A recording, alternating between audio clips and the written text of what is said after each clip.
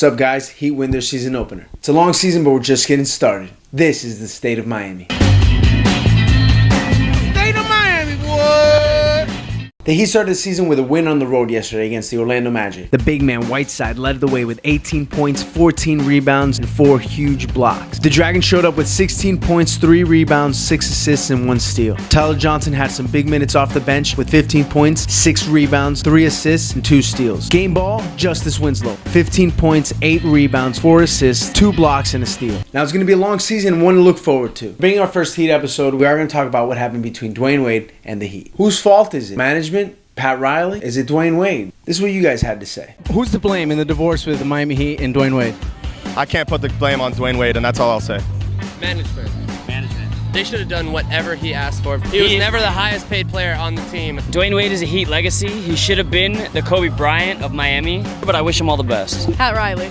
I blame this girl. What are your thoughts about Dwayne Wade leaving? Man. I was upset at first, but I kind of understand his perspective. I would really wish him the best. Oh man, I'm so heartbroken about that, man. I almost had to stop following him on Instagram because just seeing him in the Bulls uniform, it's heartbreaking. It's sad. The last question I want to ask you, if you would just put your hand out like that with your thumb to the side, and I'm going to say a name, and I want you to give me a thumbs up or thumbs down. Pat Riley. Thumbs up. There we go. We got a thumbs up for Pat Riley. Somebody still loves him. Pat Riley?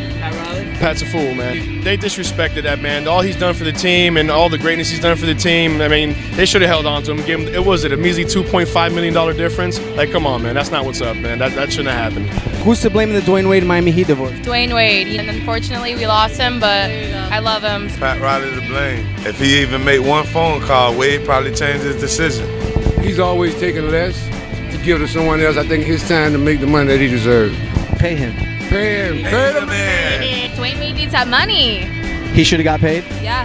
You know, it hurt when he left, but at the end of the day, it's a business. We had to move on, and I got to trust in what Pat Riley sees for us. So that's the way I got to go, man. Pat Riley's the man, the Godfather, man.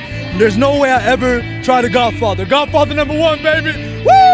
I want to say there's blame to go all around. When you look at it and you take the money situation into factor, the taxes that he's going to have to pay in Chicago, it really wasn't worth him leaving. Kind of felt that, you know what, he wanted to do what was best for him. I mean, it hurts, it sucks, but, I mean, you know, you move on.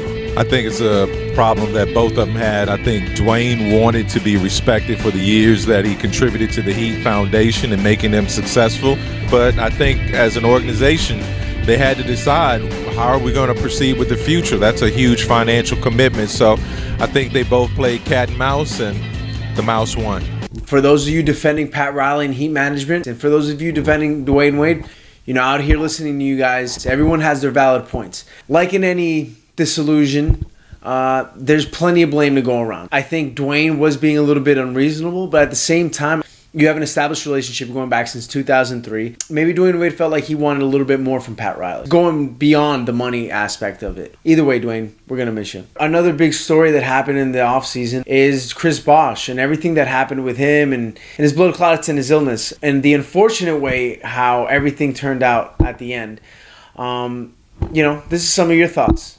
Chris Bosh, what do you think about his situation going on right now? I'm going with what the organization is doing, and whatever's best for his future as a person outside of the Heat organization is probably the best. Man, I just hope he does what's best for him. You know, I understand he's a competitor, he's an athlete, he wants to play, but you know what? Do what's good for your family too, man. I hope he keeps that in mind. And Chris Bosh, he's out. How do you feel? Upset.